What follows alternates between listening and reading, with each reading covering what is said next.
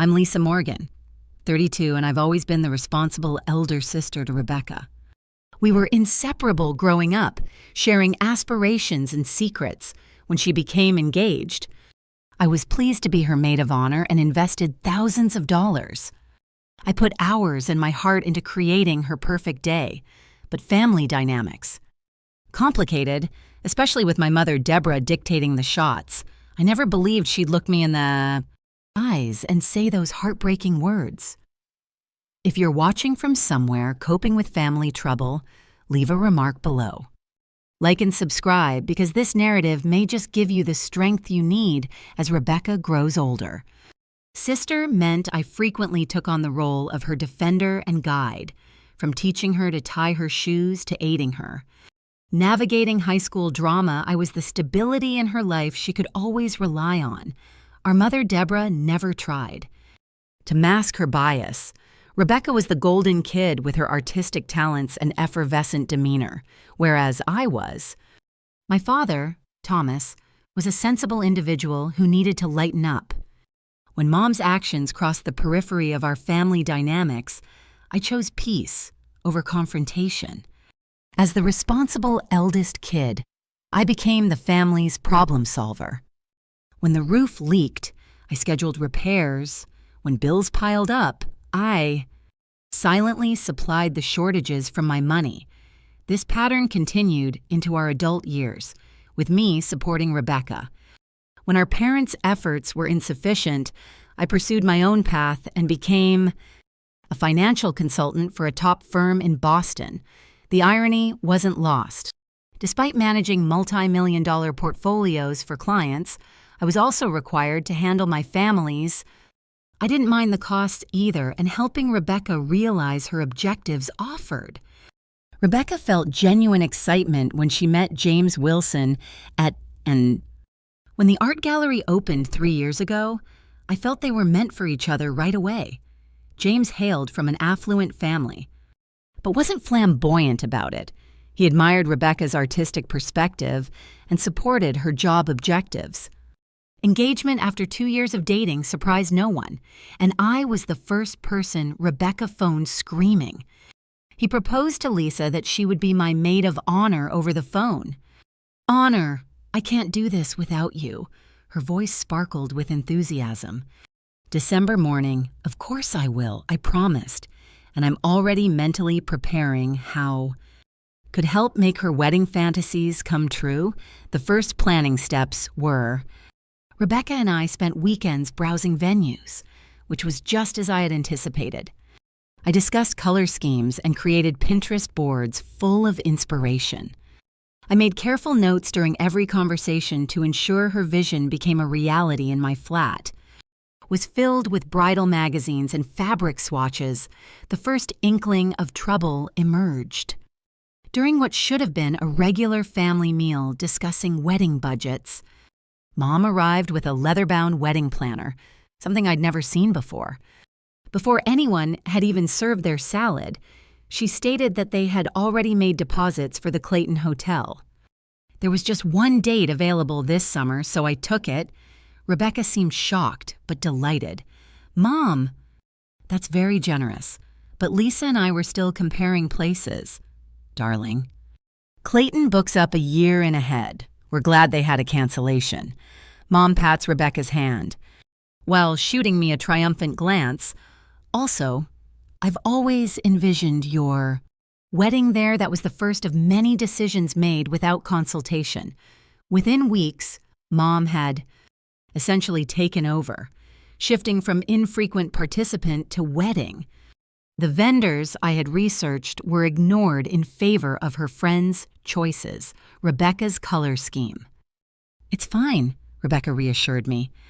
When I voiced concern, "Mom is really enjoying this, and it makes planning." Plus, she and her father are making significant financial contributions.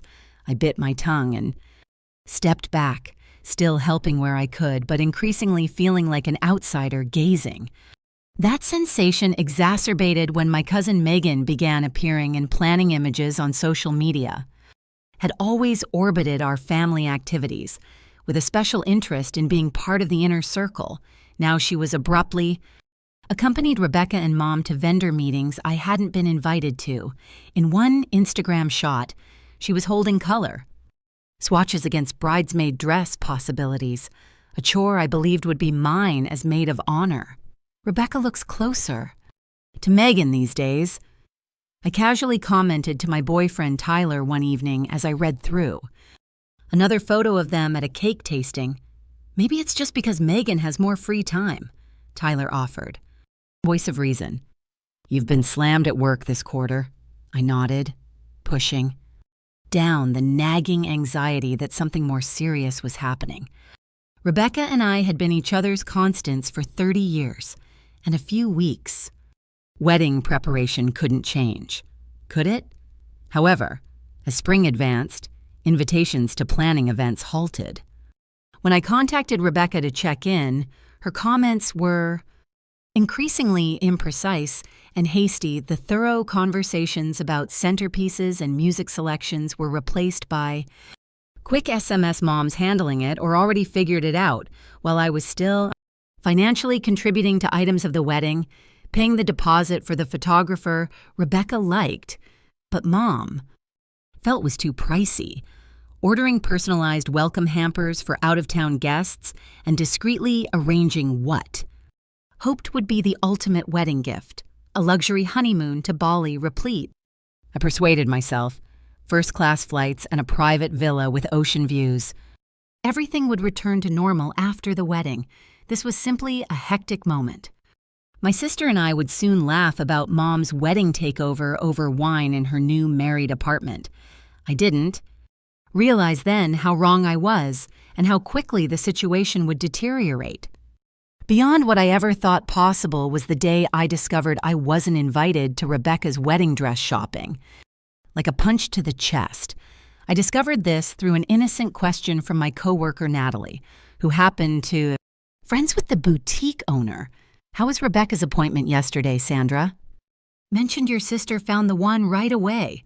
I froze coffee cup halfway to my lips. What appointment is Natalie's? Sandra's expression shifted from excited to uncomfortable. At elegant moments, she said your mom, sister, and cousin had champagne and spent hours there. I just assumed you were there as well. I mumbled something about a last-minute work emergency and escaped to the restroom, where I stared at my reflection and tried to make sense of being excluded from such an important moment. Rebecca and I had discussed the wedding. We've been dress shopping since we were teens, pretending pillowcases were veils and making promises to be there for each other's special moments. I called Rebecca that evening, my voice carefully controlled. How was dress shopping? A pause. Oh, it just happened so quickly. Mom had an appointment, which wasn't supposed to be the actual shopping day, but rather a preliminary look with Megan. Another pause. She was free and we needed a third opinion, which I could have made myself. Free, I said quietly. You could have asked Lisa, but don't. Make this a big deal. There will be plenty of other wedding stuff you can be part of, but the other wedding stuff never materialized. The bridal shower was organized without my input, though I was asked to contribute financially to the venue. The bachelorette party planning was taken over by Megan, who chose a destination I knew Rebecca wouldn't truly enjoy when I offered suggestions. Based on 30 years of knowing my sister, they were dismissed as not what Rebecca wants. Any more still, I continued to support from the shadows. I finalized the honeymoon arrangements, spending $8,600 on first-class flights, luxury accommodations, and special experiences I knew the couple would love, I imagined. Rebecca's face when I presented her with the surprise at the rehearsal dinner pictured the hug and the return of our sisterly bond. Meanwhile, the distance between us grew. Rebecca began declining. Our traditional Sunday brunches, always with a different excuse. When we did speak, our conversations felt scripted and shallow, nothing like the deep talks we'd always shared. Is everything okay between us? I finally asked directly after 3 weeks of increasingly sporadic communication. Everything's fine. I'm just super busy with wedding stuff, she replied, not quite meeting my eyes. Mom's been amazing, handling all the details. At a family gathering in May, just 2 months before the wedding, I overheard a conversation that made my blood run cold. I had stepped into the kitchen to refill my water glass when I heard my name from the adjacent dining room. Lisa's always been difficult, my mother's voice carried. Clearly, Rebecca's finally seeing it now. Always has to control everything make. Everything about her accomplishments. It must be hard for Rebecca Megan. Responded voice dripping with fake sympathy, especially during her wedding when she should be the center of attention. Exactly. That's why we've had to minimize her involvement. For Rebecca's sake, I stood frozen water overflowing my glass as their words sank. And my own mother was actively working to exclude me from my sister's wedding, painting me as some sort of attention-seeking monster to anyone who would listen. That night I broke down to Tyler, finally voicing the fears I'd been suppressing for months. What if they don't even want me at the wedding anymore? What if all this distancing is leading to something worse? Tyler pulled me close, his steady presence, a contrast to my shaking hands. That's not possible. You're Rebecca's sister and you've done nothing but support her. But what if Mom has convinced her otherwise? You don't know how persuasive she can be, how she twists things. Then you need to talk to Rebecca directly, Tyler said firmly. No more guessing, no more hoping it will get better on its own. You need to have a real conversation about what's happening. He was right. The situation had deteriorated too far for passive acceptance. I texted Rebecca the next morning, need to talk about the wedding and our relationship. Can we meet tomorrow? Her response came hours later, really busy with wedding stuff. Come to Mom and Dad's on Thursday at 7. Unheard. We can talk then. Those 5 days were among the longest of my life. I rehearsed what I would say, how I would calmly express my hurt without accusation. I reminded myself that Rebecca might be caught in the middle, pressured by our mother's strong personality. I arrived at our parents' house Thursday evening with a heart full of hope for reconciliation and clarity. Had no idea I was walking into an ambush that would shatter my relationship with my family and force me to redefine what loyalty and self-respect truly meant. The evening air felt unusually still as I parked outside my parents' colonial-style home that Thursday, the familiar driveway where Rebecca and I had played hopscotch. As kids, now felt like foreign territory. I checked my reflection in the rearview mirror, straightened my blouse, and took a deep breath before heading to the front door. Mom answered before I could even ring the bell, her expression unreadable. We're in the living room, she said curtly, turning without waiting for my response. The scene inside felt staged. Dad sat in his usual armchair looking uncomfortable and slightly gray. Rebecca perched on the edge of the sofa, eyes down, fingers twisting in her lap. Mom positioned herself, standing behind Rebecca, one hand on the sofa back in what looked like a protective stance, and there in what had always been my spot during family discussions sat Megan, looking simultaneously smug and concerned. What's going on? I asked, remaining standing when no one offered me a seat. Rebecca, I thought we were going to talk about the wedding. That's why we're all here, Mom interjected. Before Rebecca could speak, there's something you need to understand about the wedding. A strange stillness settled over me, a calm before a storm I could feel approaching. We've been discussing things. Mom, continued her voice, taking on the patronizing tone she'd perfected over decades as a family, and we all agreed that your involvement in the wedding has become problematic. Problematic, geek, I echoed, looking directly at Rebecca, who still wouldn't meet my gaze. Your controlling behavior, your need to make everything about yourself, Mom said, ticking off points on her fingers like items on a grocery list. The way you've tried to overshadow Rebecca's special time with your opinions and your financial contributions. I felt as though I'd stepped into an alternate reality. Rebecca. I prompted, desperate for my sister to speak for herself. She finally looked up, her expression a mixture of guilt and rehearsed resolve. It's just been really stressful, Lisa. Every time you get involved, there's tension. Mom thinks, I repeated. Softly, what do you think, Rebecca? Before she could answer, Mom stepped forward, placing herself partially between us. What Rebecca thinks is that her wedding should be a happy occasion, and frankly, your presence would make that impossible. The room seemed to tilt slightly as her words registered my presence at the planning. You mean Mom's lips curved into what can only be described as a smirk? Satisfaction gleaming in her eyes at finally delivering the blow she'd been orchestrating for months. We all agreed. You're not welcome at the wedding, she said, enunciating each word like she was savoring a fine wine not as made of. Honor not as a bridesmaid, not as a guest. It's better for everyone this way. The silence that followed was absolute. I could hear the antique clock on the mantel ticking, marking seconds in a moment that felt endless. Dad shifted in his chair but said nothing.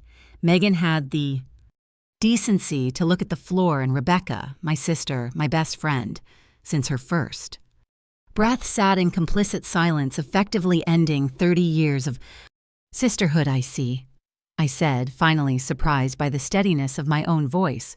And when was this decision made? We've been moving this direction for months, Mom replied, clearly pleased by my calm reaction, mistaking shock for acceptance. Rebecca asked Megan to be her maid of honor weeks ago. We just needed to make it official, I turned to Megan. He now met my sight with a hard glare. Congratulations, I stated plainly. It's nothing personal. She answered, the untruth evident, almost smiled at the ridiculousness. Nothing personal about replacing me in my sister's wedding, in my sister's life, Rebecca. I attempted one. More time. Is this really what you want? Mom said again. Rebecca wants a drama-free wedding. You've always been too domineering, too opinionated. Everything needs to be your way. The venue wasn't nice enough. The caterer wasn't up to your expectations. That's not true, and you know it, I interrupted, feeling the first crack in my composed facade. I've backed every decision, even when I wasn't consulted. I've contributed thousands of dollars without being asked. See, there it is, Mom pointed accusingly. Throwing your money in our faces, exploiting your financial contributions to control the wedding. That's exactly why you can't be there. I glanced at my father silently, waiting for him to say everything, anything. He met my eyes briefly, then glanced away, his forever pattern of avoiding conflict winning out. Even now, a peculiar serenity settled over me. Then a clarity cutting through the sorrow and bewilderment. This wasn't a misunderstanding. This wasn't something that could be addressed with a heart-to-heart. This was a meticulously organized exclusion, months in the making, good to know, I answered. I merely turned and proceeded towards the door, my movements mechanical. Behind me, I heard Rebecca call my name quietly, but no footsteps followed. No one tried to halt. The journey home was a blur, with streetlights smeared like watercolors. With unexpected tears in my eyes, I pulled over again when the road got too unclear to navigate safely. My phone rang repeatedly with incoming texts, but I couldn't force myself to look at them when I eventually arrived at my flat. Tyler was waiting, his expression full of eager expectation that crumpled the instant he saw me. What happened? Asked immediately, grabbing me into a hug.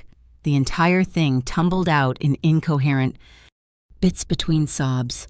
The ambush, Mom's nasty sneer, Rebecca's betrayal, Father's. Hush, Megan's triumph. They can't do this, Tyler stated after I finished. His voice was filled with outrage. You're her sister. You've done nothing but support. Apparently that doesn't matter, I muttered, emotional fatigue rising. Mom has been working on this for months, turning Rebecca against me and forcing me out. To be some kind of villain. What are you going to do? Tyler inquired, his hand warm against mine. I glanced out the window at the city lights below, feeling hollow.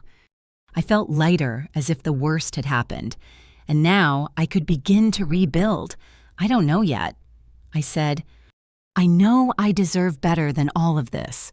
What I didn't comprehend at the time was the encounter that evening wasn't the conclusion of the story. It was only the preparation for what would happen next, both. Deeps of betrayal and the unexpected route to healing that would follow in the coming days. Sleep escaped me that night. I'm awake and repeating the event at my parents' place, studying every word and look, hunting for something I might have misunderstood or misjudged. But the recollection of my mother's satisfied smirk, she gave her conclusion left no room for ambiguity. By 4:00, I had given up. Sitting at my kitchen table, a cup of tea becoming cold beside me, I began to inventory everything I had. Contributed to Rebecca's wedding, the photographer's deposit. $2,500, custom welcome baskets for out-of-town guests, $1,800. I prepared a string quartet as a surprise for the event. $1,200.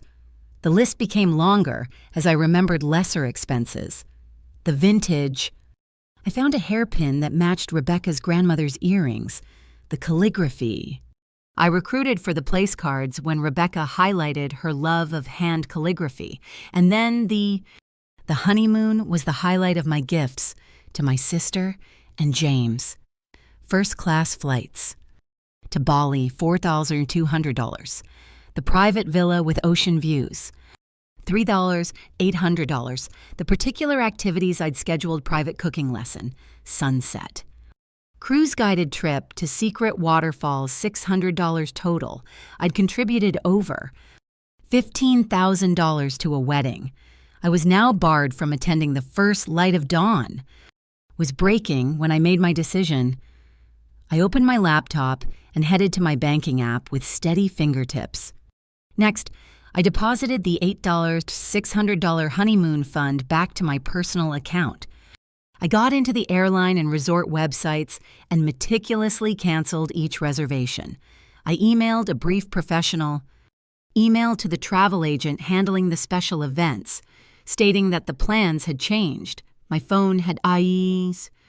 It had been buzzing intermittently throughout the night with incoming texts and calls, but I hadn't checked it until now. Notifications: 3 missed calls from Rebecca, 12 from Mom, and 1 from Dad, which was unusual. There were multiple texts, the majority of which came from Mom. From defensive, "You're making this all about you again," and to accusatory after. "Everything we've done for you." Nothing that indicated regret or reconsideration. I made one last call to my credit card company. "I need to report some unauthorized charges," I explained to the representative. "Family members. Been making purchases without my permission." It wasn't entirely accurate, but it wasn't entirely false either. I never explicitly authorized my mother to use my card information for the additional wedding favors she ordered. By 7 a.m., I'd methodically, to untangle my financial ties to Rebecca's wedding, I sent a brief email to my boss. I explained that I needed a personal day and turned off my phone completely. The sudden silence felt both terrifying and liberating. I spent the morning walking through the public gardens trying to process the magnitude of what had happened. The betrayal felt physical, and Rebecca and I had shared everything for 30 years, and there was an actual ache beneath my ribs that intensified with every breath. Secrets, dreams, sorrows, and celebrations. How could she sit silently? While Mom banned me from her wedding, how could she replace me with Megan at all? Around noon, I met my best friend Olivia for lunch, which I had not planned. Tell her everything, but one look at my face and she knew something was catastrophically wrong. They did what? When I finished explaining loudly enough, neighboring tables turned to look. Your own mother said that." "To your face," I nodded, pushing salad around my plate without eating. Rebecca just sat there and said nothing. Olivia's outrage was validated after hours of self-doubt. She tried to speak once or twice, but Mom kept interrupting and not stopping anything. So I trailed off, the hurt still too raw to articulate fully. Olivia reached for my hand across the table, "Lisa. There's something you should know I didn't tell you before because I didn't want to upset you, but now I think you need to hear it." My stomach tightened. "What is it? Your mom has been saying things about you for months now." Olivia looked uncomfortable. "At Rebecca's engagement party, she told my mother that you were jealous of Rebecca's happiness. And at the Williams dinner party last month, she mentioned how concerned everyone was about your fragile emotional state and how the family was walking on eggshells." Around you, I stared at her, stunned. Why would she say that? "Don't know, but she's been planting these little seeds with everyone in your social circle. Small comments concerned. Looks nothing direct enough to seem malicious, just enough to create this impression that you're unstable somehow." Difficult, Olivia squeezed my hand. I shut it down whenever I heard it, but I'm not. Everywhere, my mother's voice echoed in my memory. Your controlling behavior, your need to make everything about yourself. She hadn't just been turning Rebecca against me, she'd been systematically undermining me with everyone we knew. But why I whispered more to myself than to Olivia. "What does she gain from this control?" Olivia said simply. "You're successful, independent, financially stable. You have what she never did. My Mom always said your mother seemed jealous of you even when we were kids." The pieces began to align in a new pattern, illuminating decades of small cruelties and manipulations I'd normalized or excused. The times Mom had forgotten to tell me about family events, the backhanded compliments about my career. "It's amazing. You've done so well."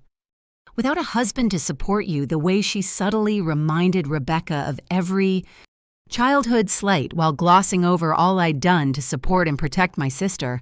"I've been so blind," I said finally.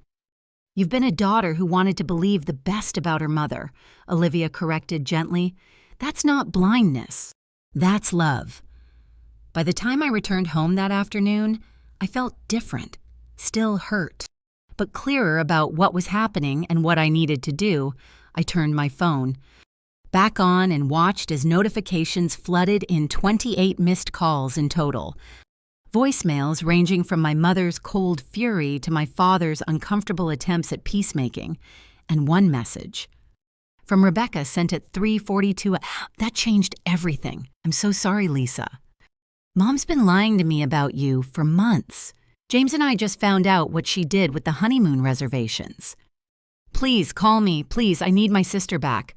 I stared at Rebecca's message for a long time, my thumb hovering over the call button without pressing it. The raw emotion in her text felt genuine, but after months of manipulation and yesterday's brutal confrontation, wasn't ready to dive back into the chaos without understanding more. The other messages painted a picture of family implosion. Mom's voicemails evolved from righteously indignant, "How dare you cancel the honeymoon after promising it as a gift," to threatening, "You've left me no choice but to tell everyone about your behavior," to an unconvincing attempt at reconciliation. "We can still fix this if you apologize." Dad's messages were fewer and more subdued. "Your mother is very upset," he said in one background noise, suggesting he was calling from his car to avoid being overheard. "I didn't know about any of this until yesterday.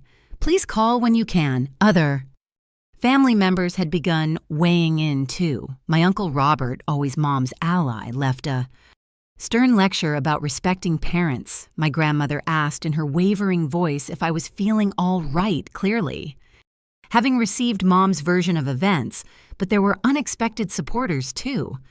Aunt Catherine, who rarely involved herself in family drama, left a surprisingly forceful message. "I've Watched your mother do this before Lisa. She did the same to me with your father. Call me. We need to talk. I decided to.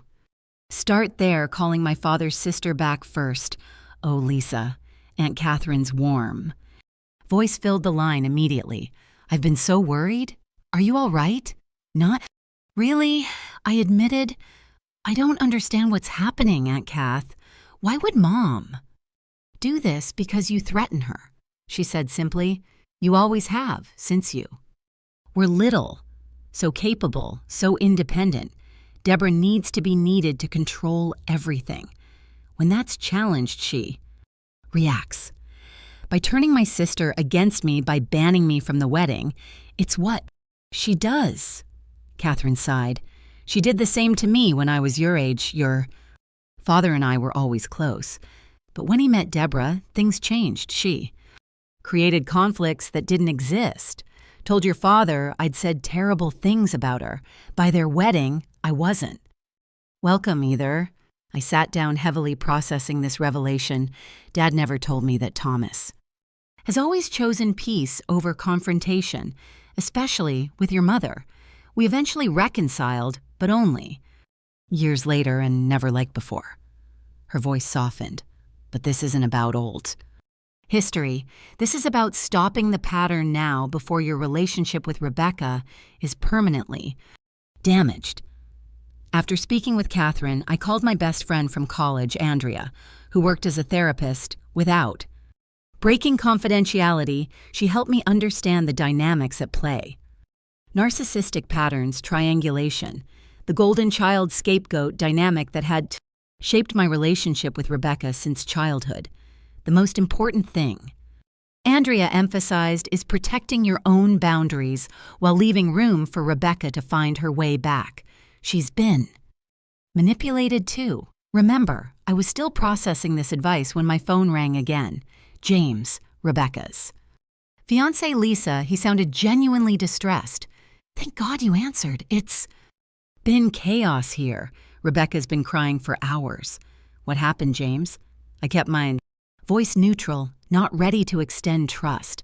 We found out what your mother's been doing, the lies she's been telling, the emails she altered. Lisa, Rebecca never knew you were excluded from dress shopping. Your mom informed her you couldn't make it, showed her texts from you, canceling. What I never sent any texts. We know it now. Your mother apparently produced false conversations to show Rebecca, making it look like you were too occupied or didn't care about wedding events. His voice sharpened when we confronted her. She acknowledged to changing the names in the contact list on Rebecca's phone, also routing some of Fulta's your text to her own phone. The level of deliberate manipulation was dizzying. But yesterday at the house, Rebecca assumed that meeting was to reconcile things. Your mother informed her you'd been saying nasty things about the wedding that you needed to hear, how hurt everyone was. She never expected what actually transpired. My head was whirling. Why is she telling me this through you? Because she's frightened. You'll never speak to her again. And because he hesitated, your mother showed up at our apartment last night after you left. She was not well, yelling about ungrateful children demanding we choose sides. It got bad enough that neighbors called. Building security. The situation was spinning faster than I could absorb. I need to think, James. This is all too much, I understand. Just don't close the door. Absolutely. Okay. Rebecca loves you. She's been tricked too. I promised nothing. But said I'd be in touch soon. I hardly had time to process this chat when my work phone rang. It was Sandra, our office receptionist, Lisa. I apologize for bothering you on your day off, but there's a dilemma. Your mother arrived approximately 20 minutes ago, requesting to see you. Explained you weren't in. She's raising quite a ruckus in the lobby. Professional and personal worlds collided in the worst conceivable way. What precisely was she doing? Accusing everybody who would listen that you've stolen money from her and that you're experiencing some type of... Sandra dropped her voice. Mr. Daniels is trying to control things, but she's becoming increasingly erratic. I'll be right there, I said. Grabbing my keys, the 15-minute trip to my office felt like entering into a struggle. Zone, Mom had never attended my business before and had shown little interest in my career beyond how it impacted the family financially. Now she was there intentionally targeting the professional. After years of cultivating my reputation, I arrived to see security accompanying me. "Mother from the building," her voice ringing across the foyer. "You don't know." She had always been disturbed about what she is capable of, and the embarrassment was great. Searing across my face as colleagues watched the event unfold, Mr. Daniels. Immediate supervisor approached with worry. "Lisa, take whatever?" He said quietly, "I need to handle this personal matter. Your work speaks for itself." Nobody here is paying attention to baseless accusations. His support was soothing, yet the public spectacle left me feeling vulnerable. This wasn't just about a wedding anymore. Mom was actively trying to demolish the basis of my life, reputation, relationships, and work. Security led my mother to the parking lot, and her eyes locked with mine across instead of the guilt or shame one might expect, I saw just frigid rage. Worse, the satisfaction of disrupting my perfectly planned. In that moment, something within me altered. The hurt child seeking. Maternal approbation went, replaced by a clear-eyed adult who could finally perceive the pattern of deception for. It wasn't love, it wasn't family, it was abuse, and it had gone on. Long enough, I returned to my flat and made a decision. It was time to address this situation once and for all, not with emotional outbursts, but with calm, indisputable truth. I would meet with Rebecca, and anyone other involved should lay out exactly what had transpired and establish boundaries that would protect my well-being moving forward, whether those boundaries included attending the wedding or even maintaining contact with. My mother remained to be seen, but for the first time, I recognized that I deserved better treatment than I had received, and I was prepared to demand it. 2 days later, I sat at a corner table, a neutral area, a small cafe midway between my residence and Rebecca's. Arrived early to calm my anxiety, organizing printed evidence in a folder beside me, screenshots of original texts that contradicted Mom's invented ones, email confirmations of wedding arrangements I'd made, bank statements. Notwithstanding my financial contributions, Rebecca appeared alone, appearing smaller than usual. Her confidence had dwindled, and the dark circles beneath her eyes matched mine. "Thank you for coming," she said softly, sliding into the chair opposite me. "James isn't joining us." Asked, having expected him after our phone conversation. "He is parking the car. I wanted a few minutes with just you first." Her hands trembled slightly. Arranged her purse beside her. "Lisa, I don't even know where to begin." I waited, giving her space to find her words. This wasn't how I envisioned our first conversation following the confrontation, but nothing about this situation had followed expected patterns. I believed.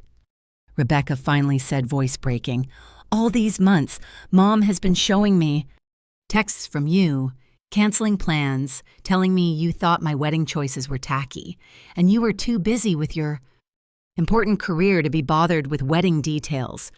Tears flowed down her cheeks. I believed her because it was easier than thinking my mother would lie so completely. "She deliberately showed you fake texts?" I asked, still struggling to understand the extent of the deception. Rebecca nodded. Pulling out her phone, James figured it. "Look at this." She showed me her messaging app, scrolling through conversations. Except they weren't my words at all. Messages dismissing wedding plans, complaining about costs, and making snide remarks about her choices, all attributed to my number. Mom had access to my phone and wrote in a voice that did not sound like mine. "Contact with her number, but your name." When I thought I was texting you, I was actually texting her, and she would respond, "Pretending to be you." Rebecca wiped her eyes and deleted real messages from, "I never received half of what you sent me."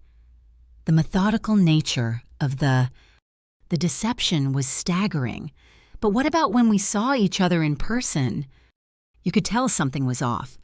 We barely saw each other these last few months, and Mom always had an excuse for why. You were unable to attend wedding events, and when we did meet, she was always there, controlling the conversation, interpreting everything you said in the worst possible light afterward. Rebecca looked up as James approached the table. She poisoned everything. James sat down, 3 coffees. Before taking a seat beside Rebecca, "Lisa, I'm so sorry. I should have seen what was happening sooner. How did you figure it out?" I asked. "The honeymoon cancellation was the tipping point," James explained. When Rebecca got the notification, she was confused because she didn't even know about the Bali trip. "Your mother claimed you had promised this elaborate honeymoon but canceled it vindictively after being rightly excluded from the wedding." "But that made no sense," Rebecca interjected. "Why would you spend thousands on a honeymoon for us if you were as resentful as Mom claimed?" So we started investigating, checking her phone records, comparing timestamps of messages. James continued, "Once we started looking for inconsistencies, the whole fabrication fell apart. The final proof came when we found a folder on your mother's tablet. She'd actually been keeping screenshots of fake conversations she created, probably to keep her story straight." I pushed my folder across the table. I brought my own evidence, bank transfers, original emails. Everything. As Rebecca and James reviewed the documents, their expressions shifted from shock to horror to indignation. The contrast between my actual words and actions versus what my mother had portrayed couldn't have been starker. "That day at your parents' house, James said Rebecca thought we were meeting to clear the air about miscommunications. She had no idea your mother was planning to ban you from the wedding." I froze. Rebecca admitted shame evident in her voice. "When Mom started saying those terrible things, claiming we'd all agreed, I was in shock. By the time I processed what was happening, you were already gone." Her hand reached for mine across the table. "Lisa, I never agreed to exclude you from my wedding. Never. You're my sister, my best friend. I can't get married without you there." The validation of my experience brought a rush of emotion I hadn't expected. For months, I'd been gaslit into questioning my own perceptions, my own worth in my family. "We need to talk about Mom," I said once. I could trust my voice again. "This isn't normal behavior. This is deliberate, calculated manipulation." "It gets worse," James said grimly. "After you left that night," Rebecca confronted. "Your mother, the things she said, the venom, it was like watching someone transform into a different person." Rebecca nodded. She admitted to everything but with no remorse. "She said she was protecting me from your negative influence. When I said I wanted you back in the wedding, she threatened to withdraw all financial support and tell everyone in the family I was having a pre-wedding breakdown, just like what she's been." "Speaking about me," I mumbled. "Exactly," James affirmed. "It's a method she employs to undermine everyone who challenges her." We spent the next hour mapping out the full extent of my mother's meddling, the altered texts, the redirected invitations, the rumors went across our social circle, the financial control. Each revelation grew upon the previous, providing a thorough picture of planned emotional torture spanning decades. "I've planned a meeting," I finally stated, "with Dad, Aunt Catherine, and a few more family members who need to hear the truth. A neutral family intervention of sorts," when Rebecca requested, "Tomorrow evening, will you come?" She nodded without hesitating. Of course, it's time everyone knew the truth. The family greeting the next evening was both tough and important.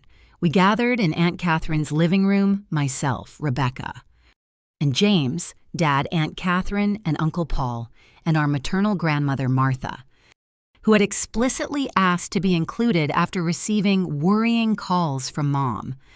I presented the data carefully, without passion, the false texts, the financial records, the witness accounts of Mom's public conduct, Catherine, shared comparable experiences from decades before James described Mom's collapse.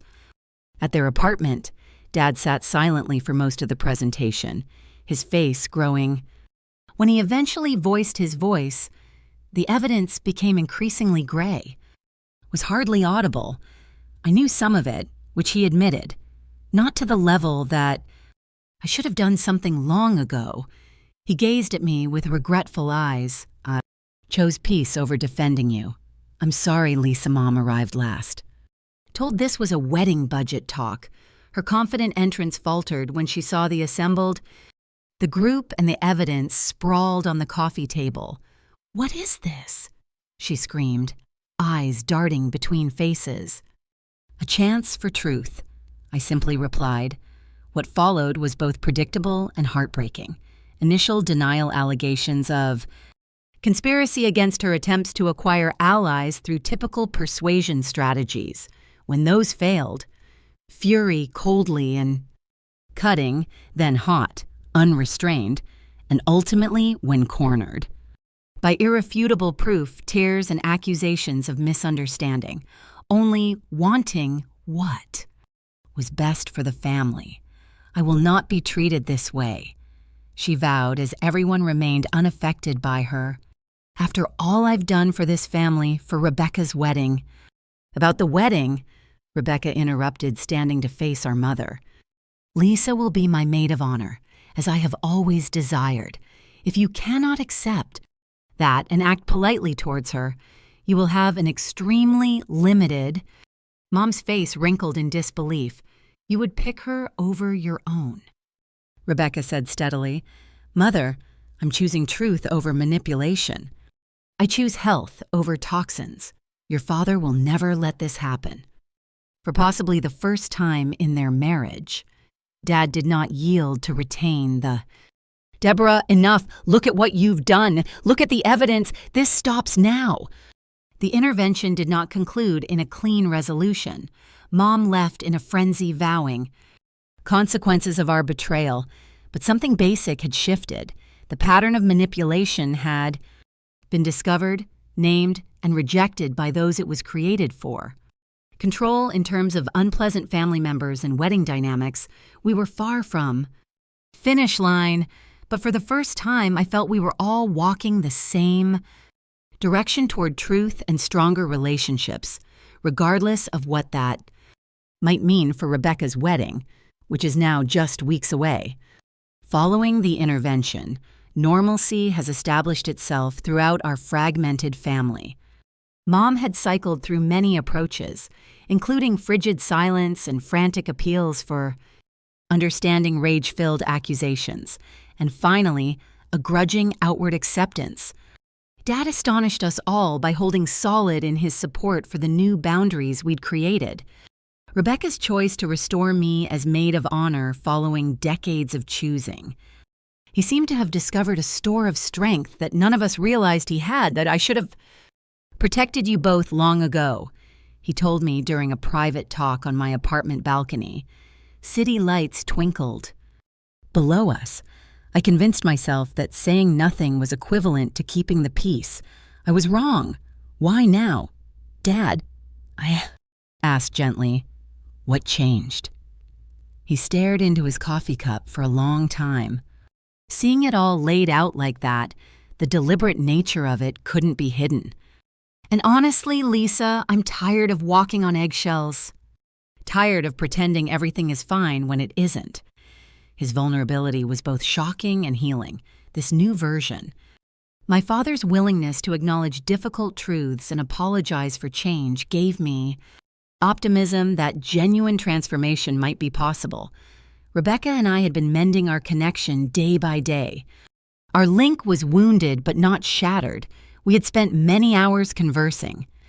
Through the manipulations that had driven us away, mourning the months of sisterhood we'd lost, I kept thinking, What would have happened if James hadn't discovered those false texts? She stated during one of our reconciliations. Brunches have been restored to their rightful place in our weekly routines. Let's not think about that. Clutching her hand across the table, we're here now, and Mom's family has presented. With explicit terms, she could participate in the wedding, but her position would be considerably restricted. More unilateral decisions, no private meetings with vendors, no attempts to isolate or control any family members. And if I deny these requirements, she'd ask the word with distaste. Then you'll attend as a guest exclusively. Rebecca emphatically maintained that she had no input on any aspects of the ceremony or reception. To everyone's amazement, Mom finally agreed, but her agreement appeared more strategic than real. Flashes of displeasure in her eyes, swiftly hidden by fake pleasantness, conveyed the truth. My own experience with this catastrophe had been transforming in unforeseen ways.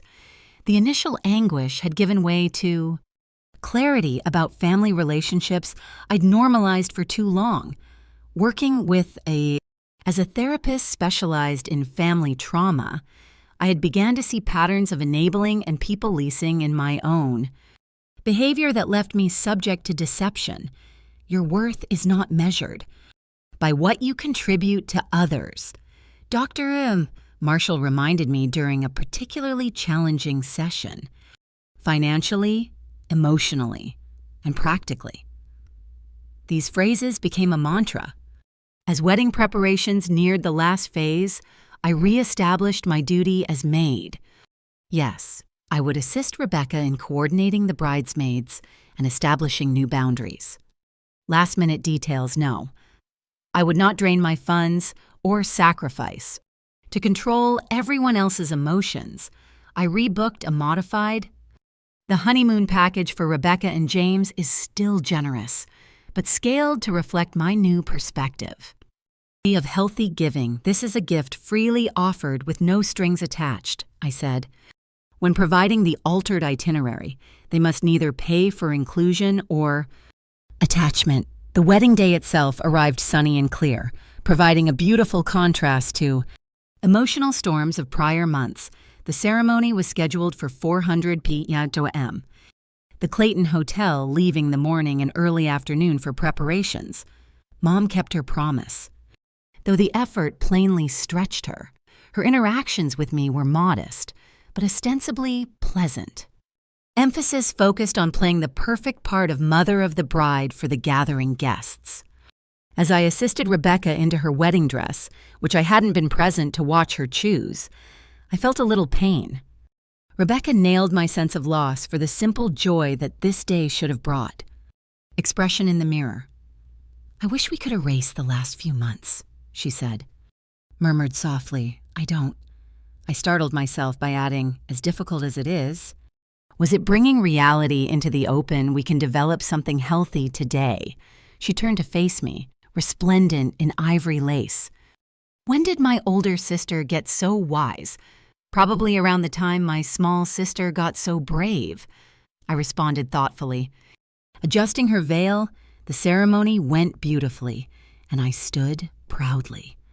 Mom sat at the front, clutching Rebecca's bouquet while she and James exchanged vows full of genuine emotion. Row beside Dad, her poise flawless, her eyes occasionally meeting mine. The most unexpected moment occurred during the reception. A moment of healing occurred as guests mingled during cocktail hour. Alone beside the gift stand, fixing some displaced cards, the calligraphy. Beautiful Mom's voice sounded from behind me. That was your doing, wasn't it? Turned braced for criticism, disguised as a compliment, but her countenance remained. Something I rarely saw directed at me. Genuine appreciation, yes. I simply responded. Rebecca mentioned her love of hand lettering, and Mom nodded in an awkward quiet. Stretched between us, finally. She spoke again, her voice quieter and less confident. You've always noticed the things about individuals, what they like and what important to them. I never had that skill. Her little but major disclosure left me speechless for a moment. The therapist, Catherine, suggested. Mom continued looking place, but at me, suggests I need to practice recognizing others' abilities without feeling lessened by them. Brief, humorless laugh. Apparently, I have work to do. Regin, you're seeing a therapist. I couldn't keep the astonishment out of my voice. Your father persisted after everything. She trailed off and squared her. I don't expect this to fix things between us. I know it will take time, whether it's even possible, but I'm trying. It wasn't an apology or a metamorphosis, but it was a small crack. In the castle of denial she'd erected around herself, and for today, that was. 1 month after the wedding, our family began exploratory group therapy sessions, which Mom attended hesitantly. First, with growing readiness as the framework provided her acceptable ways to articulate her desires without. When Dad found his voice gradually speaking truths long hidden Rebecca and me, enhanced our sisterhood is now founded on mutual respect rather than codependence. My personal recovery process continued independently, and I established firmer boundaries in all. Connections, not only with family. I learned to understand when my helpful went into unhealthy terrain, and more significantly, I began to value myself. Aside from what I could supply or do for others, Tyler had been my rock throughout. His unwavering support throughout the process, even 6 months after Rebecca's wedding over a weekend hike to our favorite mountain overlook, he proposed. Yes, I replied without hesitation, but with one condition. He raised an eyebrow. Our wedding preparation stays between us. Small committee, clear boundaries, no drama. His laughter echoed. Across the valley below us. Dill life continued to evolve in the years. Following Mom's improvement occurred in fits and turns, with some days indicating true growth. Dad developed a renewed confidence, while others fell back into old behaviors that rejuvenated not only his marriage, but his long-deferred personal passions. Rebecca and James welcomed. As their first child, I became an aunt to a tiny girl named Lisa, which brought tears to my eyes. And I learned maybe the most significant lesson of all forgiveness. Does not need forgetting that boundaries aren't barriers to love, but foundations for its healthiest expression, and that standing solid in your own worth is not selfish, but necessary. The path from that tragic night when my mother said such horrible remarks, we all decided you are not. Welcome at the wedding to where I am now was not direct or easy. It required courage to confront difficult truths, knowledge to separate good relationships from destructive ones, and strength to demand. Respect I deserved if you're enduring comparable family issues or harsh exclusions. Remember that often the most difficult boundaries to set are the ones that eventually lead to restoring your value. Isn't defined by others' ability to recognize it. And sometimes, when the door to reconciliation appears firmly barred, it's actually the first step in opening a healthier one. I'd like to hear your thoughts on this subject. Have you ever had to stand up to family manipulation or set uncomfortable limits with loved ones? How did you find courage to esteem oneself when others couldn't perceive your worth? Write a comment below and don't forget to like and subscribe. And share if this story connected with you. Your support means everything to us. Negotiate these complex human experiences together. Thank you for listening. Remember, your story matters too. This story is a powerful reminder that family doesn't always mean fairness, and that sometimes the deepest betrayals come not from strangers, but from the people who raised us. Lisa's experience shows how manipulation can be disguised as tradition, how silence can be a weapon, and how emotional control can linger for decades. But more importantly, it teaches that it's never too late to break the cycle. For older adults who've spent a lifetime avoiding conflict for the sake of family unity, this is a lesson in boundaries. Real love doesn't demand silence or sacrifice of the self. True healing begins when we stop excusing harmful behavior just because it comes from blood. Lisa's courage to step away from toxic patterns, reclaim her voice, and rebuild relationships based on truth, not obligation, offers hope to anyone who has been silenced or sidelined. And her mother's late awakening reminds us that change is possible, even after years of denial. Whether you're in your 30s or 70s, it's never too late to demand respect, protect your peace, and define family not by duty, but by mutual care. Your story matters, your boundaries matter, and your worth has never depended on someone else's ability or refusal to see it.